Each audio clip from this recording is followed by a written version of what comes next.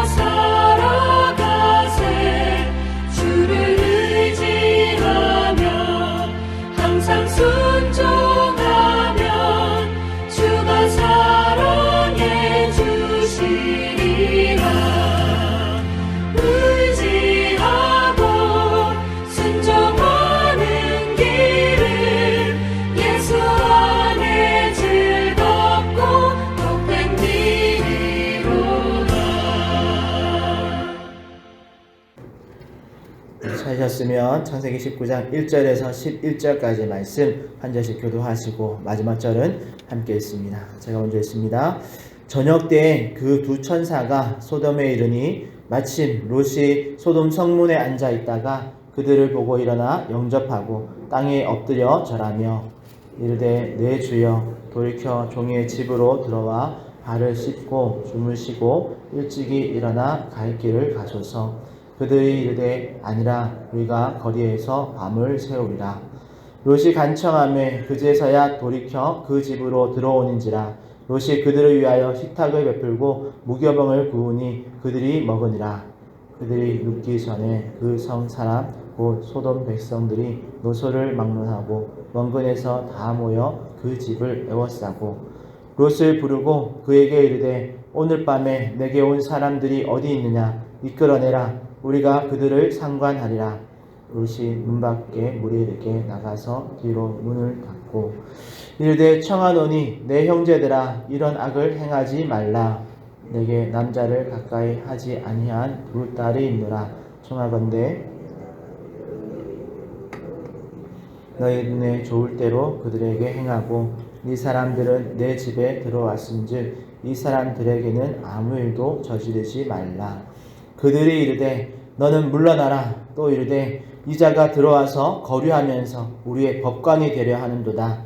이제 우리가 그들보다 너를 더 헤아리라 하고 롯을 밀치며 가까이 가서 그 문을 부수려고 하는지라. 그 사람들이 손을 내밀어 롯을 집으로 끌어들이고 문을 닫고 문 밖에 무리를 대소를 막론하고 그 눈을 어둡게 하니 그들이 문을 찾느라고 헤매었더라. 아멘. 오늘은 죄악의 도시에서 라는 제목으로 하나님의 말씀을 전하려고 합니다. 우리는 창세기를 하나씩 다루고 있습니다. 어제는 우리 18장의 앞부분을 보았다면 오늘은 18장 후반부에서부터 시작해서 소돔과 고모라에 대한 이야기를 19장에 계속해서 이어가고 있습니다. 19장 1절에 보니까 저녁 때 그 두 천사가 소돔에 이르니 마침 롯이 소돔 성문에 앉아 있다가 그들을 보고 일어나 영접했다라고 기록하고 있죠. 그리고 2절 3절에 보니까 우리가 어제 나누었던 아브라함의 환대가 생각날 정도로 롯도 이들을 환대하는 것을 볼 수 있습니다. 물론 롯이 대접하려고 내어놓은 것은 무교봉이 전부였고 또 식사 후에는 생각지도 못한 상황이 발생해서 롯이 대접하려고 했던 그런 안락하고 평온한 그런 저녁은 순식간에 깨어지고 맙니다. 참고로 여기서 롯이 내어놓은 무교봉은 아브라함이 대접했던 음식들에 비해서 상당히 열악한 음식입니다. 물론 음식만으로 다 판단할 수는 없지만 우리 창세기 13장에서 롯이 소돔과 고모라 땅을 선택해서 아브라함으로부터 이렇게 분가해 나갈 때만 해도 롯은 상당한 재산을 가지고 있었습니다. 그리고 창세기 14장에서 소돔과 고모라가 연합국에 의해서 약탈당했다가 아브라함과 300명의 식솔들이 롯과 소돔성의 백성들을 구해 올 때까지만 해도 롯은 소돔에서 나름 유력한 인물이었습니다. 그도 그럴 것이 소돔의 백성들을 롯의 삼촌인 아브라함이 구해줬으니까 소돔 백성들이 롯을 얼마나 높였겠습니까? 그래서 오늘 본문에서는 롯이 소돔 성문에 앉아 있었다라고 기록하고 있고 9절에는 또 롯과 대치하던 무리들이 이자가 들어와서 거류하면서 우리의 법관이 되려 하는도다 라고 말하고 있는 거죠. 즉 롯이 나름 소돔에서 성문에 앉고 백성들의 법관과 같은 그런 유력한 위치에 있었다라는 것을 우리가 알 수 있죠. 그런데 사실 이 좋은 타이틀, 사실 이 롯의 위치나 이 모습들은 허울 좋은 타이틀일 뿐이었습니다. 실제로 이렇게 오늘 문제가 딱 발생하자 소돔 백성들은 당장의 롯을 이렇게 해하려고 하고 롯의 것을 빼앗으려고 달려드는 것을 볼 수 있죠. 그러니까 소돔 왕이나 아브라함의 명성을 등에 업고 소돔에서 조금 높은 위치에 앉아 있었을 뿐 실제로 소돔 백성들에게 롯은 그저 이방인이요 여차하면 처리해 버릴 수 있는 그런 존재였다라는 것을 알 수 있습니다. 다시 본론으로 돌아와서 롯이 소돔 땅으로 이주해인지 얼마가 지났는지는 정확히 알 수 없지만 아마도 소돔과 고모라가 하나님께 심판을 받을 만큼 죄악이 가득 찰 만큼의 시간이 지난 것 같습니다. 우리가 창세기 초반에도 종종 이런 표현들이 사용되었죠. 그리고 두 천사를 영접하는 롯의 집으로 4절에 보니까 소돔 백성들이 노소를 막론하고 나이가 많고 적음을 막론하고 원근에서 멀리에서 가까이에서 다 모여서 그의 집을 에워싸고 5절에는 롯을 불러내서 그에게 이르되 오늘 밤 내게 온 사람들이 어디 있느냐 이끌어내라 우리가 그들을 상관하리라 하고 이렇게 윽박지르죠. 여기서 상관하겠다라는 말은 성관계를 맺겠다는 말입니다. 그러니까 노소를 막론하고 원근에서 다 모여와서 그들과 성관계를 맺겠다. 이 말이 얼마나 큰 죄악이고 또 상상 못할 일입니까? 이만큼 소돔의 백성들이 성적으로나 그리고 죄악으로 가득 차 있음을 보여주는 그런 증거와 같은 것이죠. 그런데 문제는 하나님을 알지 못하는 이들의 죄악은 그렇다 치고 롯에 대응해서 발견되어지는 이런 세속화의 한 요소가 있다라는 점입니다. 소돔성의 모든 남자들이 성에 들어온 이 뉴페이스에 관심을 가지면서 대문 밖에 모여 있을 때 롯은 어떻게 말하고 하는가 보면 7절 8절에 나와 있죠.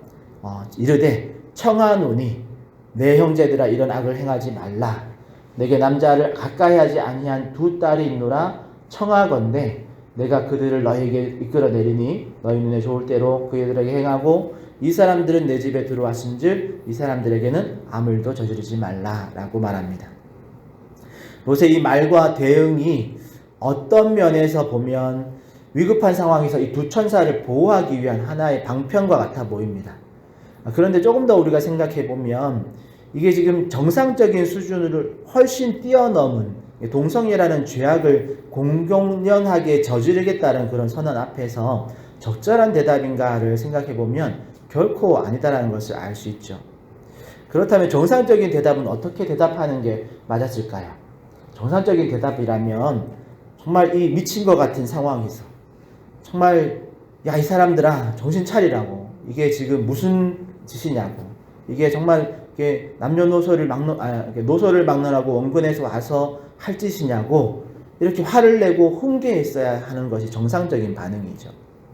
그런데 롯은 이런 훈계는커녕 먼저 타협안을 제시하면서 청합니다. 오늘 본문에 청하노니가 두 번이나 기록되어 있는데요. 7절에도 이르노니 청하노니 이르되 청하노니 내 형제들아 이런 악을 행하지 말라라고 말하고, 물론 이게 이렇게 분노에 있는 자들에게 화를 가라앉히기 위한 어떤 부드러운 접근법이었다라고 말할지는 모르겠습니다. 하지만 지금 이 상황에서는 충분히 화를 내고 이들이 정신을 차리도록 소리쳐야 할 상황이었습니다.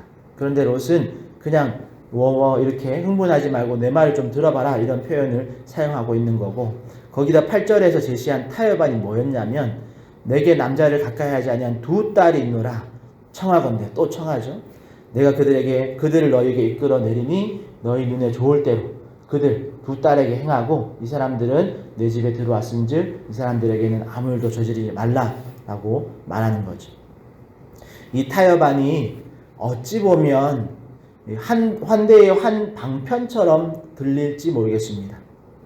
그렇게 생각하면 와, 롯이 정말 이 두 천사를 보호하기 위해서 자신의 두 딸을 내어주기까지 하네라고 이렇게 생각할 수도 있는데, 그러나 여러분, 아브라함이 보여줬던 환대와 오늘 롯이 행하고 있는 환대는 전혀 다릅니다. 아브라함이 오늘 보였던 환대란 이런 타협의 방법이 아니었습니다. 그리고 또 하나님께서 우리에게 말씀을 통해서 가르치는 환대라는 것은 세상과 이렇게 타협하면서, 그것도 하나님이 결코 원하지 않는 방법까지 써가면서 세상에 어떤 간청하는 그런 환대의 모습을 성경은 가르치지 않습니다. 결국 롯에게서 발견되어지는 이 세속화의 한 요소는 바로 세상을 두려워한다라는 거죠. 그래서 세상이 두려워서 그들에게 청합니다. 세상에게 부탁하는 거죠. 그리고 타협안을 먼저 제시합니다. 이거 받고 모른 척 해주면 안 되겠니? 이런 상황인 거죠. 그러니까 9절에 이 무리들이 더 기고만장해서 롯까지 해하려고 하고 문을 부수고 들어올 것까지 하는 거죠. 다행히 10절 11절에서 이 두 천사가 롯을 집 안으로 끌어들이고 문 밖에 무리들의 눈을 어둡게 함으로써 이 위기를 모면하게 됩니다. 자, 이런 18장의 전반부의 내용 속에서 우리는 19장의 전반부의 내용 속에서 우리가 무엇을 배울 수 있을까요? 먼저 롯이 소돔과 고모라를 선택해서 가서 잘 먹고 잘 사는 줄 알았더니 나름 좀 재산을 가지고 명성이 높은 자리에 올라가 있는 듯 했지만, 문제는 이렇게 어려움이 발생하자 롯이나 소돔 백성들의 이런 민낯이 드러나는구나라는 것을 알 수 있습니다. 소돔 백성들은 그 죄악이 하늘에 상달될 정도로 타락했고, 또 원근에서 모든 남자들이 몰려올 정도로 이렇게 부패한 모습을 여지없이 보여주고 있고, 그리고 롯은 나름 아브라함으로부터 보고 배운 이런 환대의 문화를 실천에 옮기는 것 같으나 자세히 따져보니까 전혀 하나님이 기뻐하시지 않는 방법까지 써가면서 세상과 타협하려고 노력하고 있는 모습을 보여준다라는 거죠. 세상과 타협하고 세상의 환심을 사는 것은 여러분 결코 환대의 방법이 아닙니다. 그것은 그저 세상을 두려워한 나머지 세상에 비굴하게 알량을 떠는 것에 불과한 거죠. 세상과는 다른 거룩함으로 승부했어야 하는 상황에서 롯은 세상과 동화되어서 그들의 방법으로 타협안을 제시했고 그마저 세상에 무시당하고 위협을 받았습니다. 그리고 가만히 생각해보면 이게 롯만의 이야기가 아닌 것 같습니다. 오늘날 우리는 어떤가 생각해 봐야 되는 거죠. 세상 속에서 살아가는 그런 그리스도인으로서 어떤 문제가 발생하지 않을 때는 뭐 나름의 어떤 명성과 위치에서 거룩한 것처럼 또 고귀한 것처럼 앉아있을 줄 모르겠습니다. 그런데 실제 문제가 발생하고 세상이 자신의 죄악을 드러내면서 우리를 향해서 적대적으로 나올 때 우리는 어떻게 반응하는가 한번 돌아봐야 되겠습니다. 롯처럼 그냥 워워하면서 그들의 분노가 사그라들기를 바라고 있지는 않은지, 또는 롯처럼 세상의 방법으로 타협점을 제시하면서 하나님이 기뻐하시지 않는 전혀 다른 제안을 하고 있지는 않은지 우리 모습을 돌아봐야겠죠. 특히 오늘 롯이 처했던 상황에서는 누가 봐도 죄악이 분명한 문제 앞에서 롯은 그것을 질책하거나 바로잡으려고 애쓰기보다는 그저 자신의 안위 그리고 두 천사를 보호한다는 명분으로 세상과 타협하는 실수를 범했습니다. 오늘 우리도 이런 자리에 얼마든지 놓여줄 수 있다는 걸 생각할 때 우리는 그렇다면 어떻게 롯의 모습을 반면권 삼아서 다르게 반응할 수 있을까 생각해 볼 필요가 있는 거죠. 어떻게 하면 롯의 이 상황을 통해서 이것을 우리의 가운데 교훈을 삼을 수 있을까? 그것은 세상의 방식으로 문제를 해결하는 것이 아니라 하나님의 방식으로 문제를 해결하는 그런 지혜와 노력이 필요하다라는 것을 교훈으로 삼을 수 있겠습니다. 소돔과 고모라를 선택할 때에도 롯은 하나님의 뜻을 묻지 않고 자신의 뜻대로 선택했고, 그리고 그곳에서 그들과 동화되어 살다가 이제 문제가 터지자 하나님의 방법이 아닌 세상의 방법으로 문제를 해결하는 이런 롯의 모습을 우리가 반면교사 삼아서 오늘 우리는 모든 선택 앞에서 하나님의 뜻을 묻고 행하며 또 세상과 타협하는 것이 아니라 세상에게 바른 답을 제시하는 그런 성도가 되어야 될 줄 믿습니다. 그래서 오늘 롯의 모습과 우리의 모습을 생각해 보면서 말씀을 준비하다가 떠오른 말씀이 있습니다. 바로 로마서 12장 1절 2절 말씀인데요. 우리가 암송하는 말씀인데, 이 세대를 본받지 말고 오직 마음을 새롭게 함으로 변화를 받아 하나님의 선하시고 기뻐하시고 온전한 뜻이 무엇인지 분별하도록 하라라는 말씀입니다. 여러분, 이것이 세상 속에 그리스도인으로서 살아가는 그런 사람들이 붙들어야 될 말씀인 줄 믿습니다. 이 세대를 본받지 않고 그리고 하나님의 선하시고 기뻐하시고 온전한 뜻이 무엇인지를 분별하면서 살아가는 삶. 여러분, 하나님의 뜻을 묻는 그런 신앙은 결코 죄와 타협하지 않는 삶으로 살아가는 삶인 줄 믿습니다. 여러분, 혹 하나님의 뜻을 따라 살아가다가 그리고 세상에 바른 답을 제시하면서 살아가다가 세상이 우리를 위협할지도 모르겠습니다. 또 타협하지 않아서 손해보는 상황, 그것이 더 과중되어서 망하게 될 것 같은 그런 상황에 놓일지도 모르겠습니다. 그러나 그럴 때일수록 하나님께서는 우리를 결코 세상과 타협하지 세상에 그냥 내어버려 두지 않고 세상과 타협하지 않고 살아가려고 하는 그 성도들을 하나님께서 붙들어 주실 줄 믿습니다. 하나님께서 그런 상황에 놓일 때 반드시 우리를 구원해 내시고 세상에게 하나님의 살아계심을 확인시켜 주실 줄 믿습니다. 그러기에 사랑하는 성도 여러분, 오늘 우리는 정말 이 세대를 본받지 말고 오직 마음을 새롭게 함으로 변화를 받아서 하나님의 선하시고 기뻐하시고 온전하신 뜻이 무엇인지를 분별하며 살아가는 그런 우리 한 사람 한 사람, 한 성도 한 성도, 또 우리 화정충현교회 모든 성도님들 되시기를 예수님의 이름으로 축복합니다. 기도하겠습니다. 하나님 감사합니다. 오늘 말씀을 통해서 롯의 모습을 통해서 연약한 모습, 또 세상과 타협하고 세상의 방법으로 하나님이 기뻐하시지 않는 방법을 선택하며 실수하는 롯의 모습을 통해서 오늘 우리는 문제 앞에서 그렇게 반응하고 있지 않은지 돌아보게 하신 주님 감사를 드립니다. 소망하기는 하나님, 우리가 이 세상의 것들을 따라가지 않고 하나님 말씀을 의지함으로 또 하나님의 선하시고 기뻐하시고 온전한 뜻이 무엇인지를 잘 분별함으로 우리의 문제 앞에서 하나님을 의지하고 또 이겨낼 수 있는 우리 한 사람 한 사람이 다 되게 하여 주시옵소서. 세상이 여전히 제약된 속에 있고 우리는 여전히 그 속에서 살아가지만 하나님 그들과 동화되어지지 않고 거룩하고 경건한 모습을 잘 지켜나갈 수 있는 은혜와 능력을 더하여 주시옵소서. 그렇게 우리 한 사람 한 사람 붙들어질 것을 믿고 감사하며 예수님의 이름으로 기도합니다. 아멘. 하늘에 계신 우리 아버지여, 이름이 거룩히 여김을 받으시오며 나라의 임하옵시며 뜻이 하늘에서 이룬 것 같이 땅에서도 이루어지이다. 오늘날 우리에게 일용할 양식을 주옵시고 우리가 우리에게 죄 지은 자를 사하여 준 것 같이 우리 죄를 사하여 주옵시고 우리를 시험에 들게 하지 마옵시고 다만 악에서 구하옵소서. 대개 나라와 권세와 영광이 아버지께 영원히 싸움나이다. 아멘.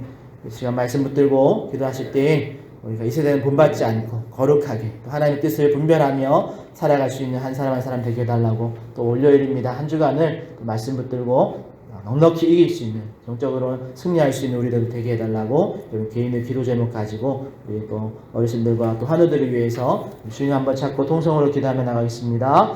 주여